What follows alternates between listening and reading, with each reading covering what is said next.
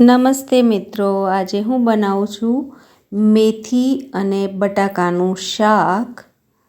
જે મેં 4 બટાકા લઈ લીધા છે અને 500 ગ્રામ મેથી લીધી છે, એ સરસ ઝીણી સમારી લીધી છે અને બટાકા પણ મીડિયમ ટુકડા કરી અને સમારી લીધા છે।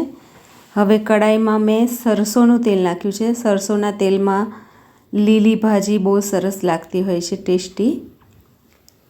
જીરું નાખ્યું છે અને ટમાટર, હળદર અને હિંગ નાખી દીધી છે। હવે ટમાટર થોડા ચડી જાય પછી એમાં 4 મરચાંના નાના નાના પીસ કરી દીધા છે। આદુના પણ ટુકડા નાના નાના પીસ કરી દીધા છે। આમાં આદુના પીસ બહુ સરસ ટેસ્ટી લાગતા હોય છે। હવે એ થોડું ચડી જાય, એની કચાશ દૂર થઈ જાય એટલે એમાં બટાકા નાખી દેવાના છે અને બટાકાને ધીમા તાપે ચડવા દેવાના છે। હવે બટાકામાં સ્વાદ અનુસાર મીઠું નાખી દીધું છે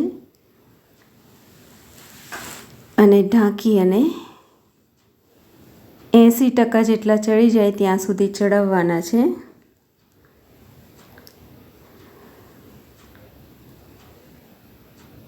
હવે આપણે 500 ગ્રામ મેથી જે સમારીને રાખી હતી એને એડ કરી લઈએ છીએ।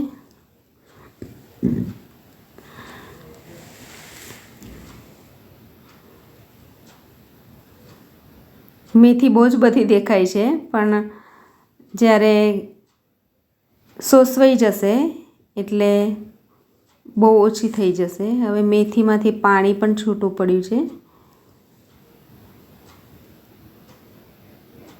અને મેથી બહુ જલ્દી ચડી જતી હોય છે એટલે એને પાછળથી નાખવાની છે અને મેથી નાખ્યા પછી ઢાંકણ ઢાંકવાનું નથી। ઢાંકણ ઢાંક્યા વગર જ મેથીને ચડાવવાની છે, તો એમાં કડવાપણું નહીં આવે,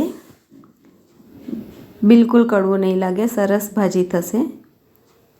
હવે મેથી ચડવા આવી છે તો એમાં મસાલા કરીશું। 1 ચમચી મરચું, 1 ચમચી ધાણા જીરું અને 1 ચમચી ગરમ મસાલો। આ રીતે બધા મસાલા એડ કરી દીધા છે। આપણે મીઠું અને હળદર તો પહેલાં નાખી દીધી છે। આદુને લીલા મરચાં પણ નાખી દીધા છે।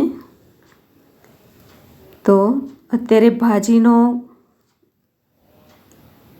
સિઝન ચાલી રહી છે, માર્કેટમાં ખૂબ જ પ્રમાણમાં ભાજી મળતી હોય છે, તો આ રીતે ભાજી ખાવી જોઈએ।